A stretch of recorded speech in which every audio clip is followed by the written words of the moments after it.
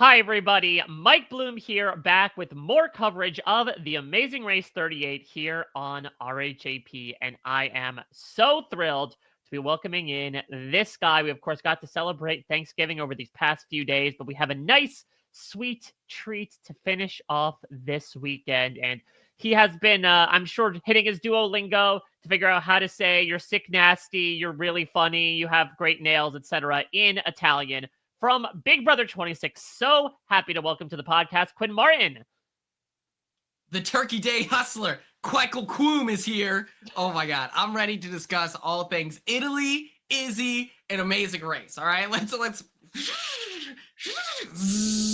cut through the content. Come on. There, cut through the content is an incredibly aggressive. It's sort of like smash that subscribe button. Like I sort of love putting a very violent action behind it. Makes me feel more manly as a result.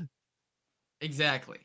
We are desperate for masculinity here in this episode coverage. I feel I'm depleted. Mike's carrying all the weight, and so please chainsaw, beef jerky, the subscribe button, NASCAR, buffalo wings. We need as much as we can get. I feel like from that perspective, you and I are like Izzy and Paige on that boulder, just like trying to our best cumulatively to get it up that hill.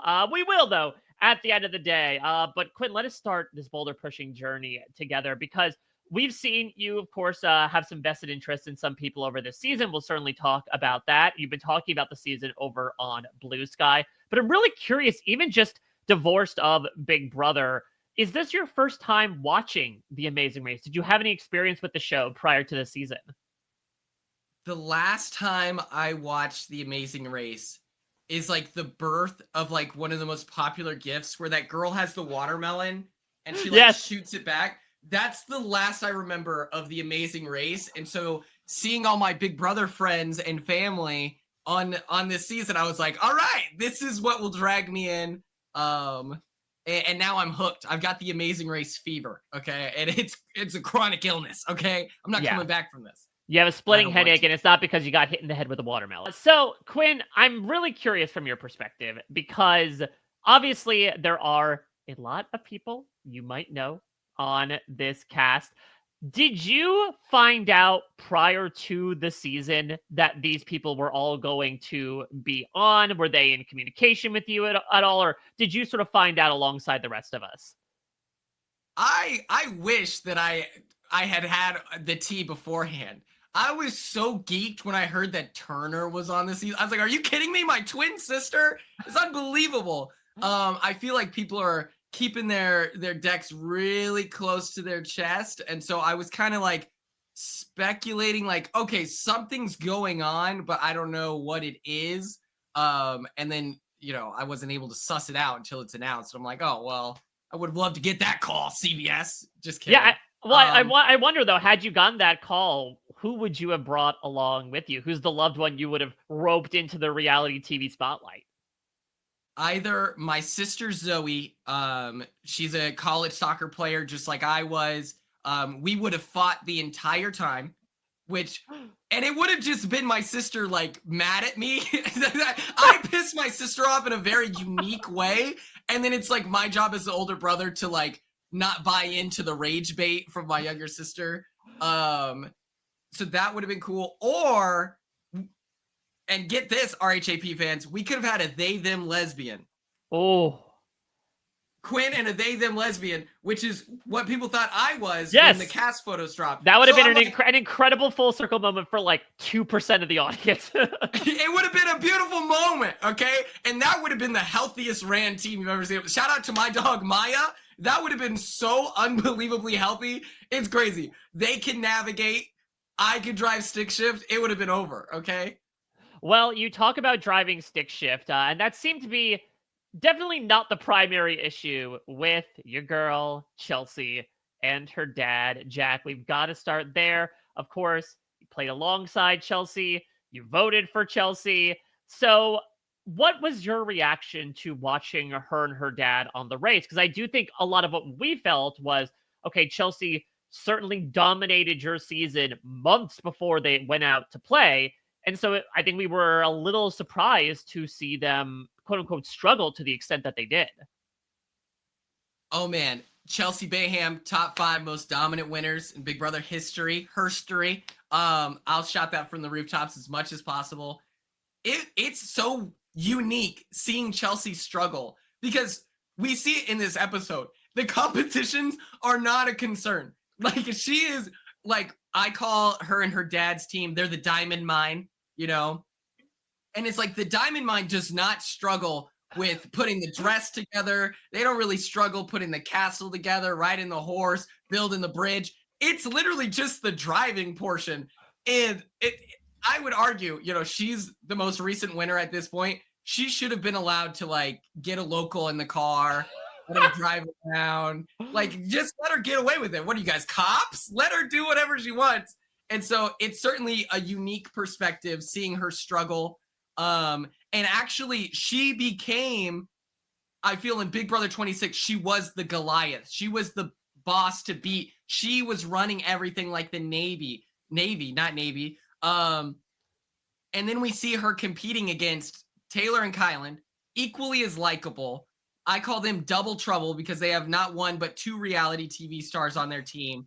And it's like all of a sudden we see the big bad of BB26. She bleeds. She's human. This is now. And it's like, oh my gosh. You know, between her and her dad, who is you know, he's like the same age as my parents. That's messed up. This is elder abuse. Like, between the 2 of them, they have 1 show, and then between the 2 of Double Trouble, they have 6 shows of experience. And I'm like, come on, Chelsea, just do something. I don't know what, but just something. Stay on the road. I'm buying her a Garmin for Christmas. Like, I swear.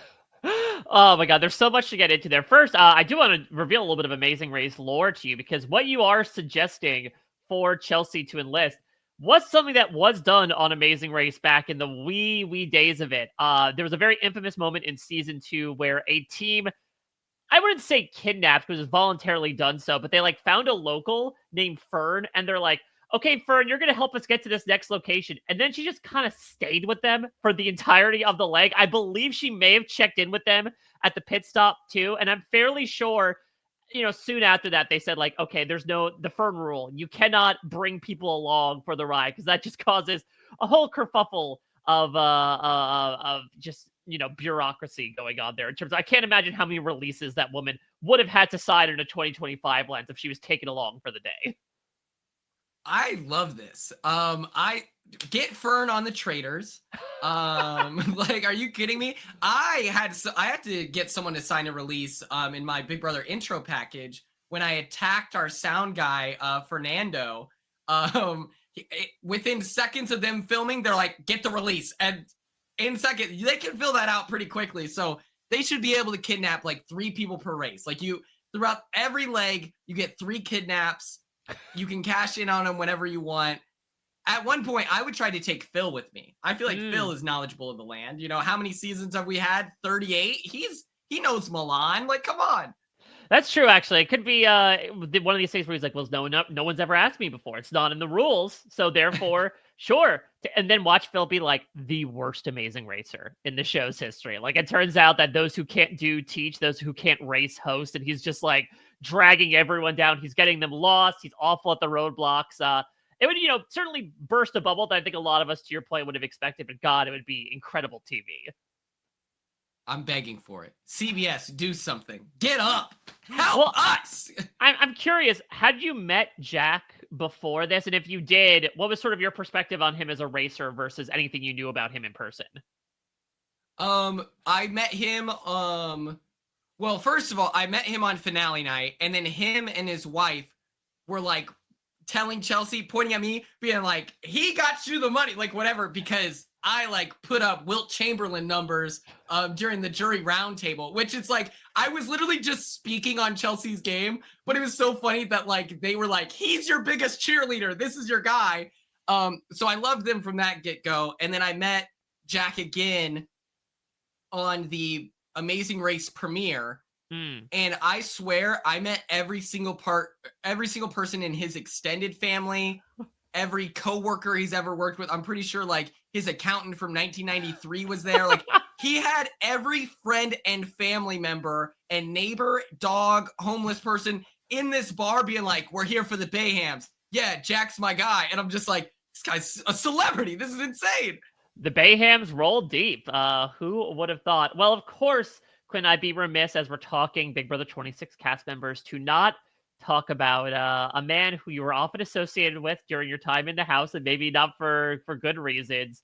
Your frenemy, Tucker and Eric. I guess before we even get into everything that went down with their elimination, to see them dominate so much up until then, did that surprise you at all, given what you directly experienced with him in the house? Not surprising at all. I love my arch nemesis, Tucker. Their team name is Dos Laurier.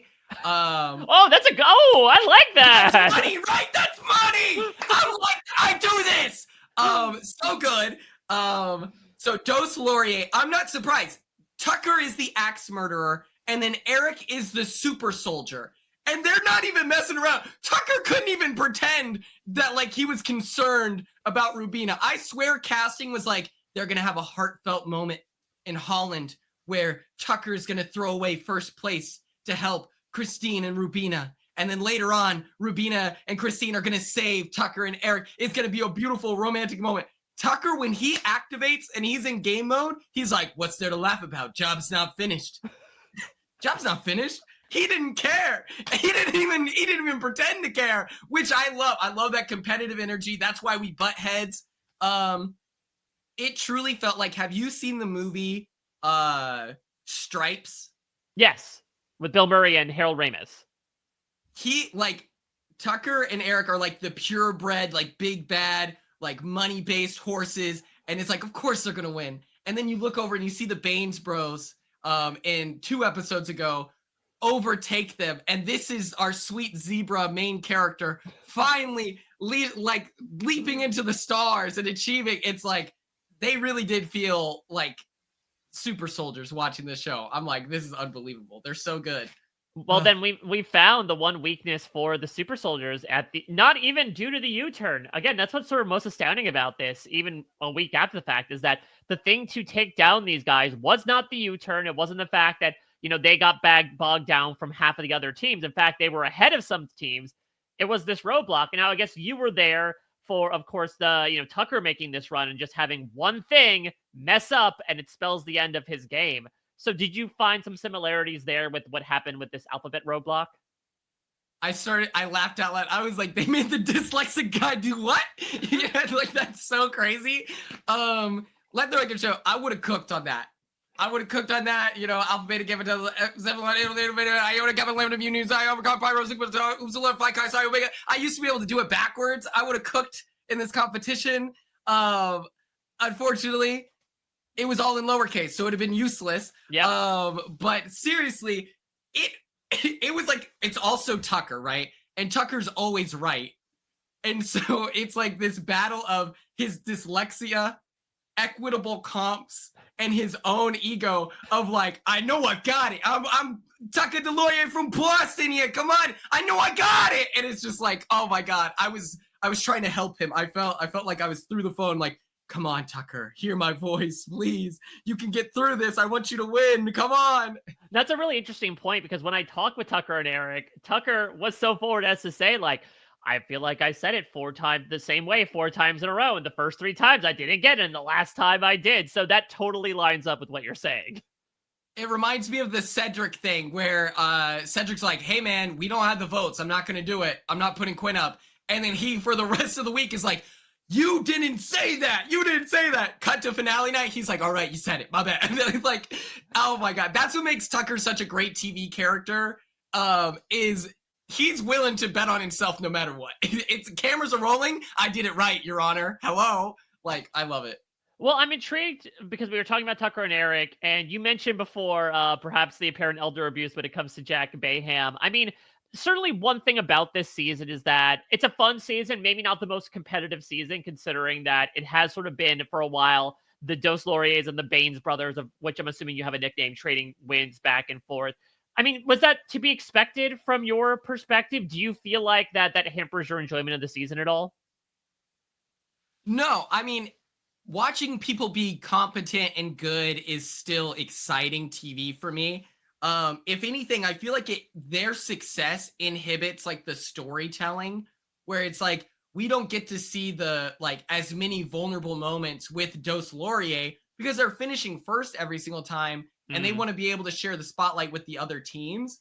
And so it just from that perspective, I'm sad because like I've been to like shout out to Jack and Jazz, their parents, Mommy G, Daddy G. Like this is like family. I've been to Omak, Washington. Go Pioneers, down with the Bulldogs. Like I know all the Omak lore. I love the Baines Bros, and I still see people like dissatisfied with them. And I'm like, if we could just get like just a couple character moments to show that they're rootable people, like they're cool people. I promise they're not just like super soldiers that are good at everything. I think that's like the biggest like sore spot is when you're too good in these shows, it's almost like not exciting to discuss like, oh yeah, and they were really good at lifting bricks, by the way. It's like, well, yeah, obviously. Let's talk about like Paige and Izzy, who are like with the cutoff sleeve lifting up the rocks. And so I'm like, yeah, we got to get the Pizzy montage going, obviously. So I think that's the one like sour point is if you're too good, it's just narratively we don't learn as much about you because we have more episodes with you. So we'll get to it eventually. No, that's a really good point. I've seen a couple of things, especially people who are newer to the Amazing Race talking about like, is there Amazing Race winners at it and who's getting it? To the first one, I would say not necessarily. There have been some winners that have been a little more surprising who have not gotten as complex of an edit as the other teams around them. And the other one is, I think you bring up a very valid point, Quinn, that I don't think you should count out Jag and Jazz at all. First of all, because they're sublime racers, but also because like, yeah, they haven't gotten a lot of personal content. Unfortunately, the only personal content they've gotten was around abject racism that they experienced. But like, it also just comes with the fact that like they're not really struggling at all. I think that these reality shows like to use those personal moments when moments of struggle specifically come up, or almost like triumphing despite those odds of like, look what I came in with and look what we're able to do. Jag and Jess don't necessarily have that. I mean, Jag's competition record, you don't need a Quinn type to throw those numbers up. They speak for themselves. And they're dominating appropriately to that record. So it's not like even they're overcoming, the reputation they had coming into this. Their story is that they're really, really good at the Amazing Race. And I don't think that necessarily discounts them from a team like Joseph and Adam, who are a lot messier and so have a lot more dedicated to them. I love the Ab twins so much. I'm convinced that when we have Big Brother All-Stars 3, like Phil will be running a like Joseph Stan account. Like I just know it. Okay. The way that his face lights up when he sees Joseph and Adam sprinting over, screaming throughout the city because they're so excited about sometimes just starting the race. I had this like very funny tweet where I complimented like Joseph as like, this is like a great locker room. Where it's like this team chemistry, you can't teach that. This is just an inherent positivity to them as people. And so I like tweet about how like phenomenal like locker room, like this is great. Joseph texts me and he's like, what does the locker room mean? And I'm like, you're that ripped and you don't know what I'm referring to when I say you're like a locker room guy. And so I have to explain to him, I'm like, so you're kind of the best and you have zero flaws and every coaching staff would be happy to have. It doesn't matter what sport it could be, like the local like Frisbee golf team. You just want Joseph and Adam on your team to build up the vibes. And so I'm loving it. I'm loving it. They're the messiest team. They announced this episode that they're going to have to really start navigating, which is incredible. They're like, we got to stop relying on Jag and Jess for navigation. And I was like, it's like Lake 35. I'm like, Angela's been dead for 30 episodes. What are you talking about? You're going to start navigating now. This is insane. I mean, it's a very Big Brother thing, the very Big Brother trope, right? Of like, go to sleep the first half of the race, then wake up, be like, oh yeah, I guess we got to figure out how to get somewhere on our own. I'm sure we can figure it out one of these days. I love it. I love it. They're infallible in my mind. They're the best. Well, they proved quite fallible, unfortunately, in this episode. We have quite the scare with Adam at this roadblock. I'd love to hear your perspective on this entire storyline, because obviously this is not the first time that this has been brought up, especially Adam struggling through these tasks. What was your sort of emotional roller coaster through all of this, through, obviously a lot of dangerous stuff in the first roadblock, to him insisting that he do the second one and then prevailing through that and having his big victory moment about 5 feet above the ground on a ladder. Oh my gosh, I love his representation for diabetes. One of my chatters, I believe it was Carly, on Twitch, told me that like he's a great representation of where it's like, okay, you're telling me to like eat something or snack, but I don't know what it's gonna take like 20 minutes or whatever for that to start impacting my body.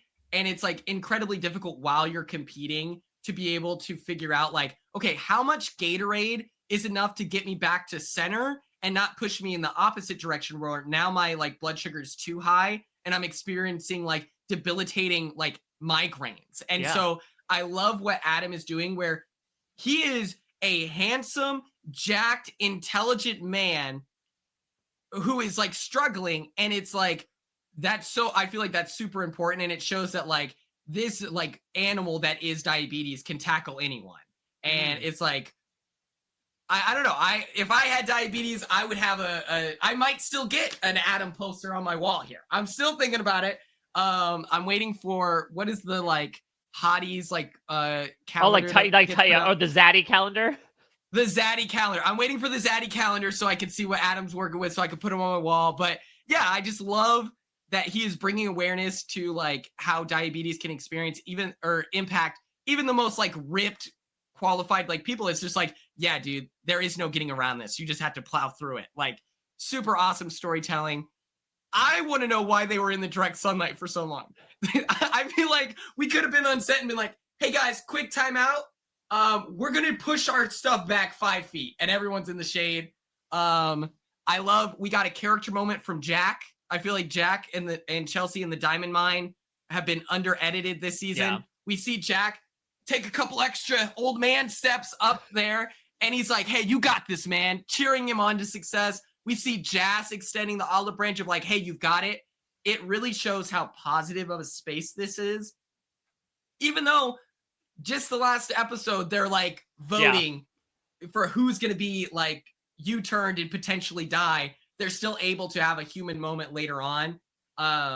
Izzy, I feel like, was like talking it through and you can see the real concern. Yeah. And it's like, I've hung out with the season 38 like cast and they are for real like a tight-knit family and they all care for each other very deeply. It's very sweet and wholesome.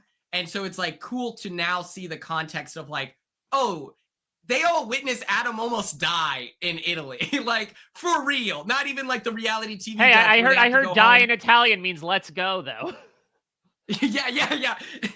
Kill him. That's what I would have been saying. I'd be like, yeah, murder. High-fiving all the locals. We also get a Princess Diana moment with Adam. You bring up like the die. Everyone in that arena was cheering on Adam. They hailed him as the king. I heard he's the governor of Milan to this day. Listen, he's nice work if you can get it, right? All the flower dresses he could ever want. He could have a direct parasol above him at all times. I mean, I want to get your thought on the U-turn vote as well, because obviously it's the biggest bit of like social strategy we've had in this season. What were your thoughts about all the mess that went down there? I love it. You know, I love the drama. I love Jack and Jazz voting for the Baines bros voting for Double Trouble in Taylor and Kyland. And then in like the exit interviews or like whatever interviews, Jack and Jazz are like, I don't know who they thought we were going to vote for. That's hilarious. I love that like stabbing people in the back. That's super fun.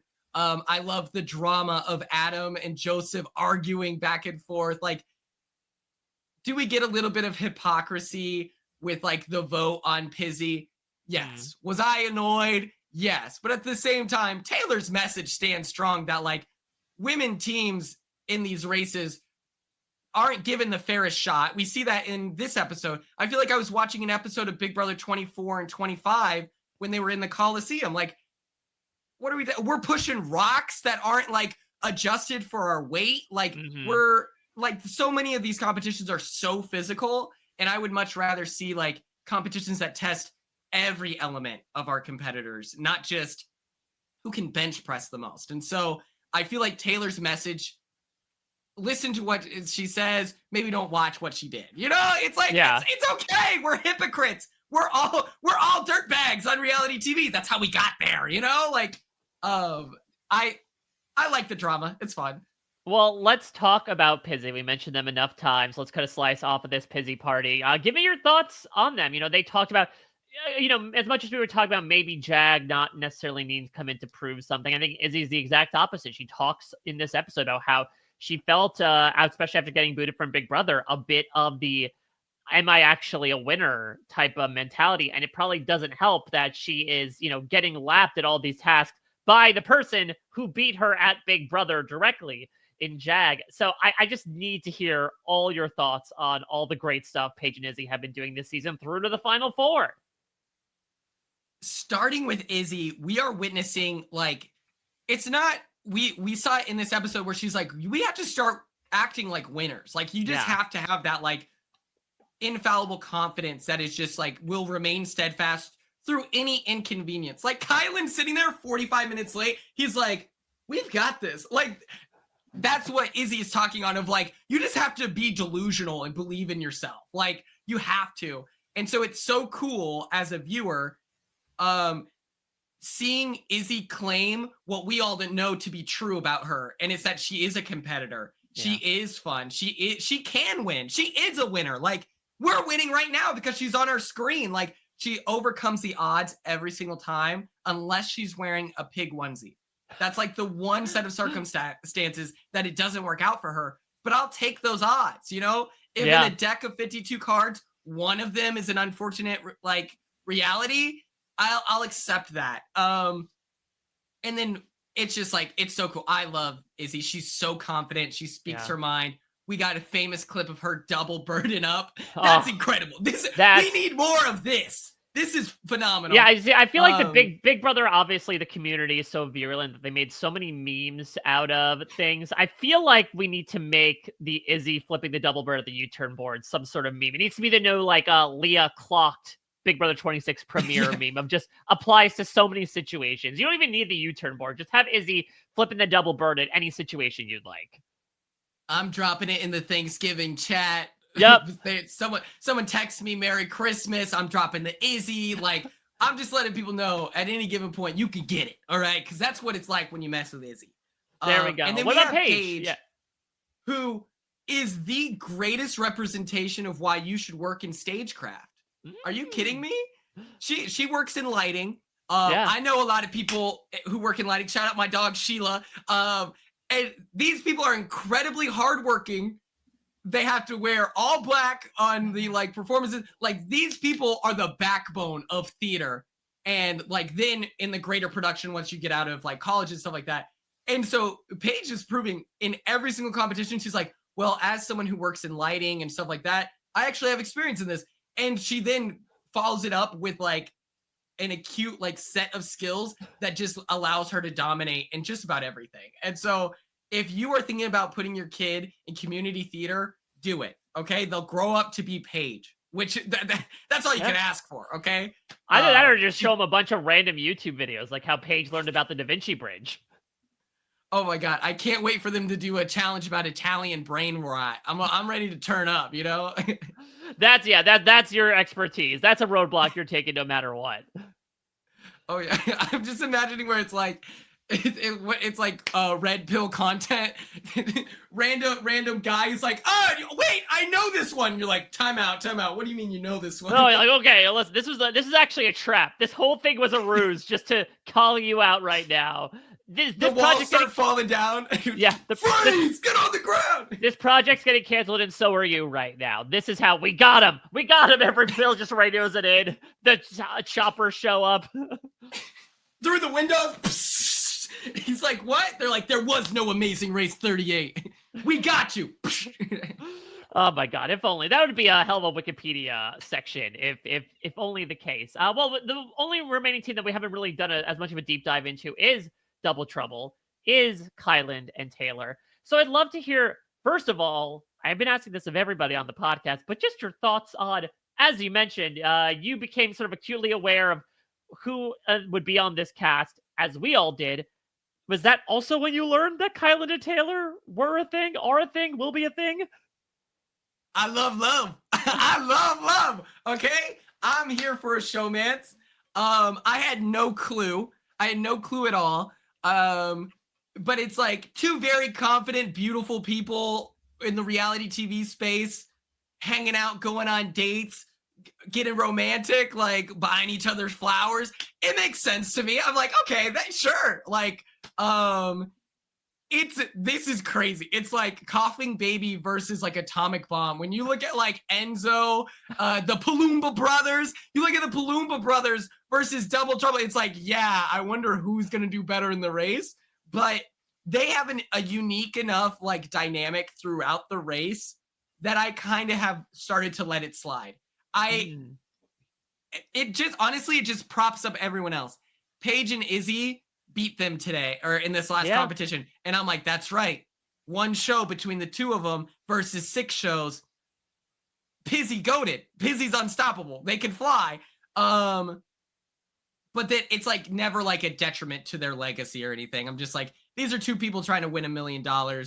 They're in love. We're witnessing them like go back and forth. This is fun. I think Kyland is like, he's like a little like not condescending, like condescending. There's like a little bit of an intention behind it. Sometimes he gets a little too big for his britches as he's like, whatever. But I feel like Taylor is capable of checking that. Yeah. And I kind of like watching that on the screen where I'm like, if she was just a doormat and then he was like talking that way sometimes, I would be like, okay, this isn't as fun. But it's the fact that Taylor claps back every single time. And it's just like, oh my God, I love this.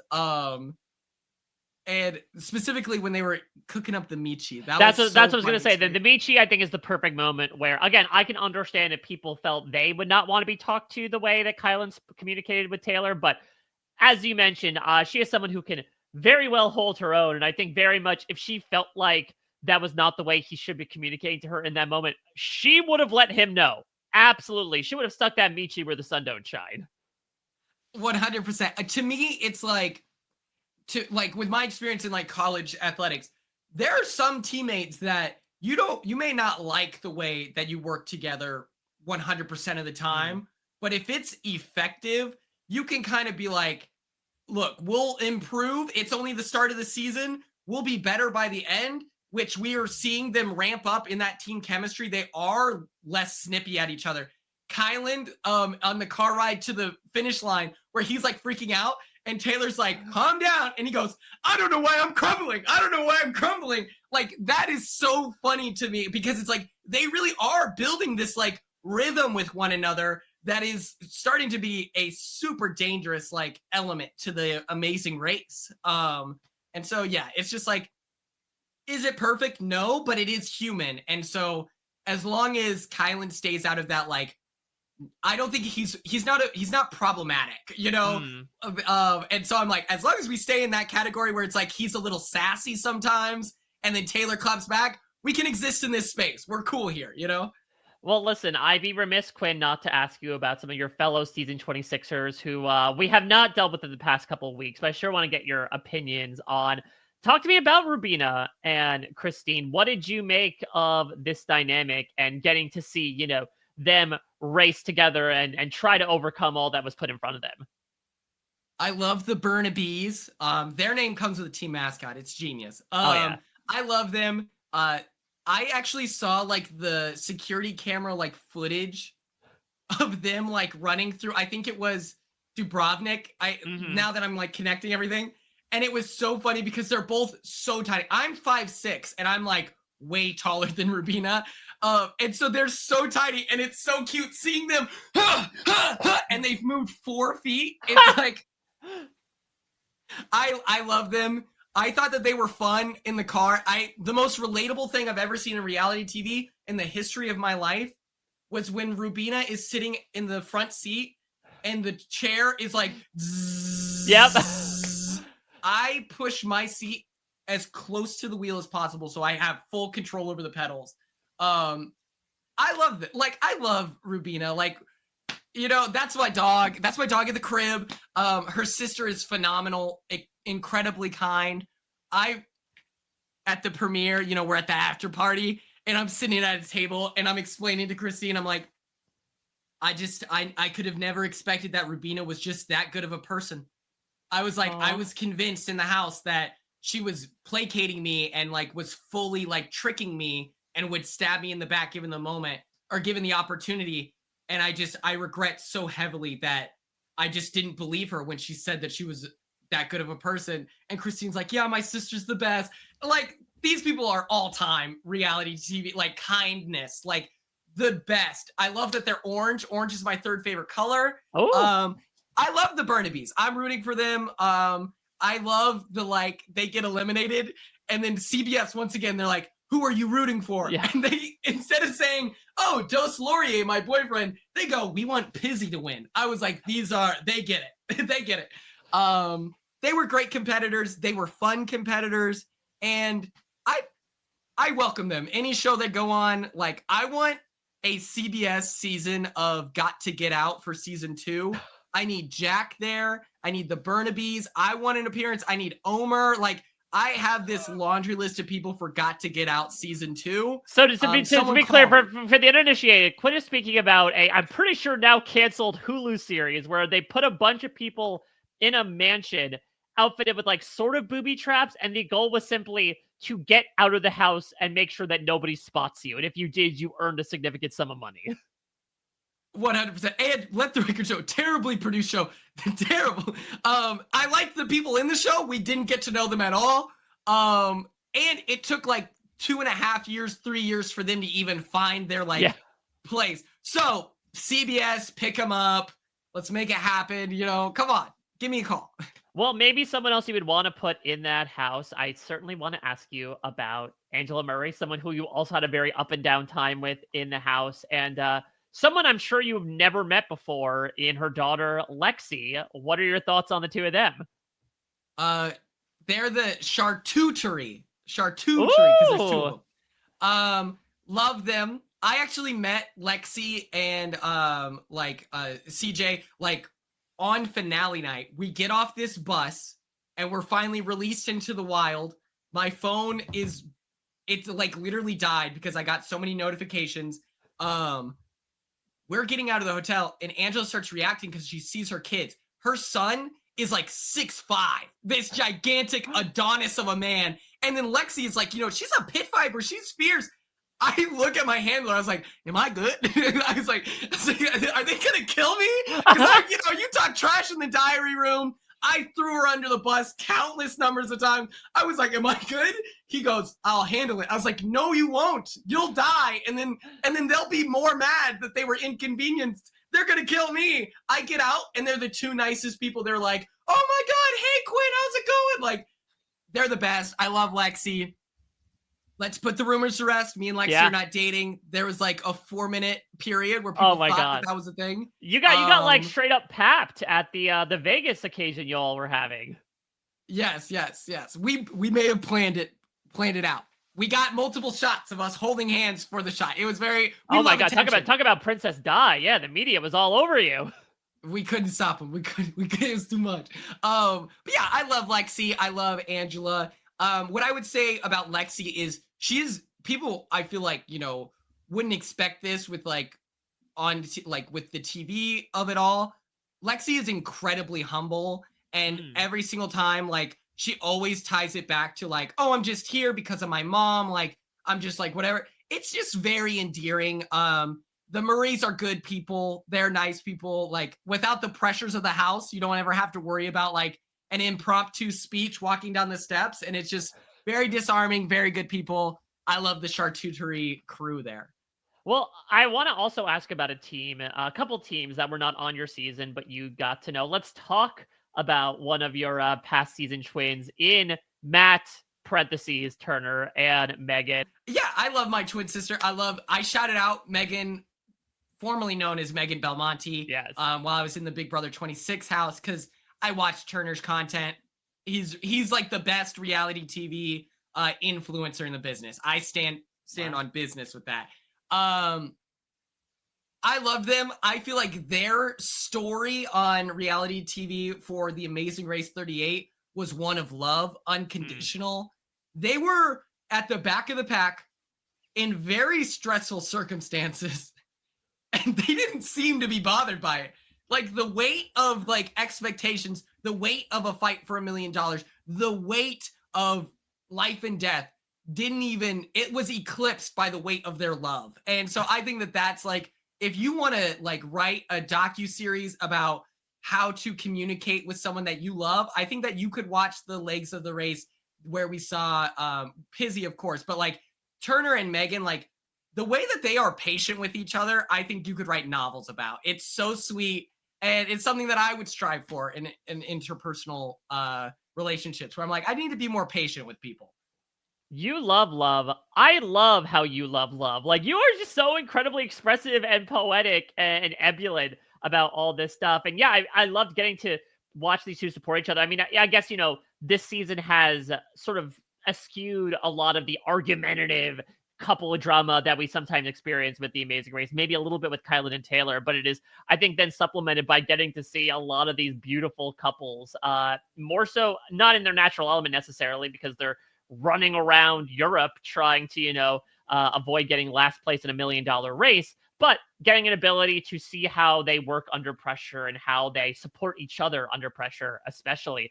I think that's the whole reason for the season, right? It does give you more appreciation. I'm sure you have experienced this both with your own family as well as meeting everyone else's family, of like getting to see the people who made that person who they are. It's a really cool experience.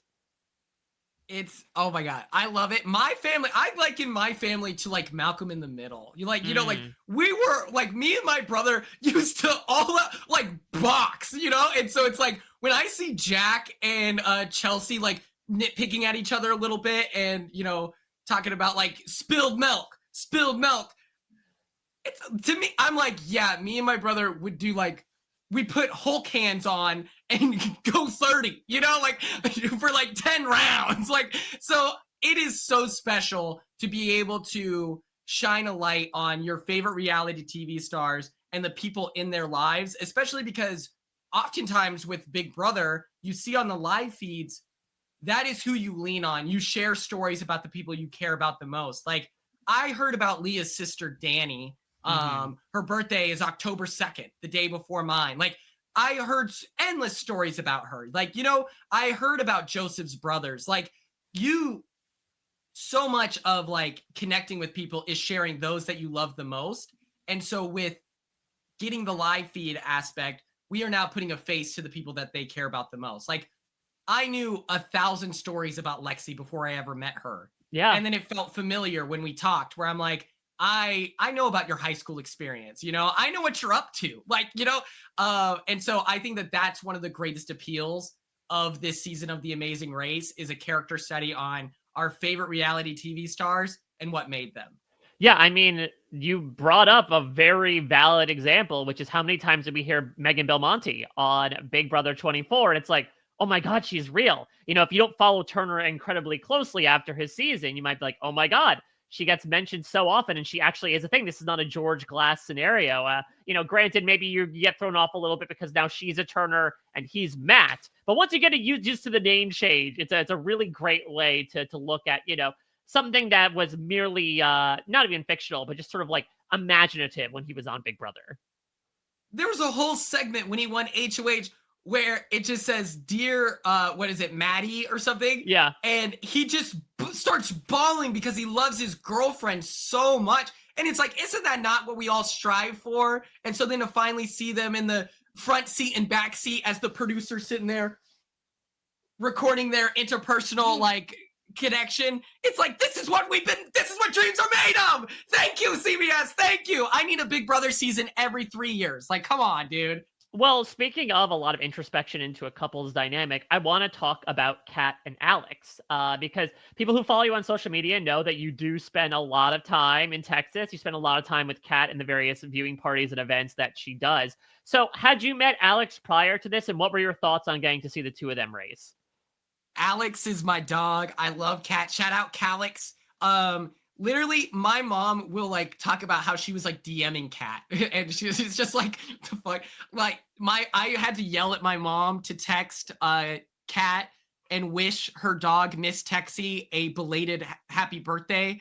I was like, you have to lock in, sister. You're messing up. And my mom's like, what? And I was like, it was Kat and Alex's dog's birthday yesterday, Miss Texie, and you didn't send a text. Like, these people are family. I'm going to see them for New Year's. I might be seeing them today. We'll see if I'm willing to drive 3 hours. It's either today or tomorrow. I struggle with the calendar, but I love Alex. He's incredibly nice. We had played Fortnite before. He would be in my Twitch chat just chilling. And then all of a sudden, he was gone for a while. And then it's like 2 days after like they would have been eliminated. He's back in the chat. He's like, hey, what's up, chat? And everyone's like, Alex is here for just normal reasons. Nobody shine a light. CBS is in our walls. Everyone calm down. No one acknowledged the fact that he would potentially have just been on a big race. Yeah, those are that's family right there. I love Calix. And what a great dynamic. Her crying with the bandana as he's being so patient driving back. Like, oh my God, it's so good. Yeah, getting to see the way the two operated on the race, because I think Kat has expressed that she was surprised, like, how emotional she got to those types of do or die moments. So were you surprised at all by the way their relationship was portrayed at all, considering how she seems relatively, out of her comfort zone in the way she was acting? I mean, I feel like so often in relationships, you see there's always like, and it interchanges, but it's like usually there's like a more grounded person. And I would say Alex is like the more reserved. He's incredibly extroverted and he's super social. But it's like between the two, he's like slightly more like quiet. And so I would say like it wasn't shocking that he was the force to ground Kat. I think Kat is like one of the high points of Big Brother 21, which I feel is kind of a nightmare. I'd say a little bit of a low bar there, Quinn. Where was Jackson Mickey? Come on. He got hit in the face with the watermelon. Yeah, we could get the what's his bucket? Jack, that guy. We could see him be mean on screen some more. It'd be awesome. So it's like having been like, Kat, Tommy Bracco, Nicole, like Cliff, like having watched Big Brother 21, I knew that Kat is such a fun like TV character. I was excited to see what it would look like. She kept telling me that she was going to be the bad guy. She's like, I think I'm the villain. And it's just her reacting emotionally, to a stressful situation. And I'm like, no, you seem pretty like reasonable here, Kat. I don't think that you're like that crazy of a whatever. That's interesting. Not surprising that she was fun. It was just refreshing to see a reaction to someone acting wild to be met with patience. I feel like that's something that some people forget is part of the relationship, where it's like, you signed up for this. You're dating them and this is part of them. And so you being able to be patient with them is very strong, important, and a lesson that we should all take.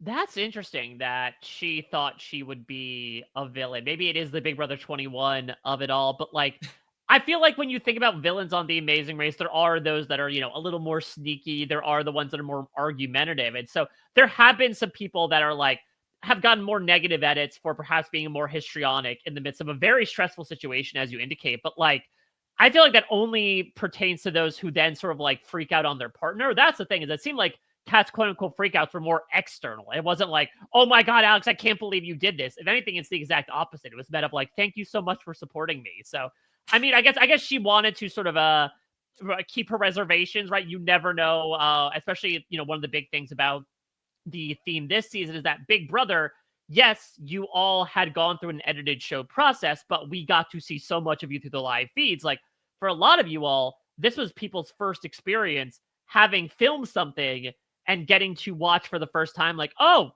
that didn't make the edit. Interesting. And it's just like, I don't know. She was so convinced. She was like, I was so mean to Alex. I was so mean to Alex. And then you watch these two interact, and instead of seeing like a partner being mean to the other, I feel like the takeaway, the lesson of their, clashes is just unwavering patience, kindness, and support.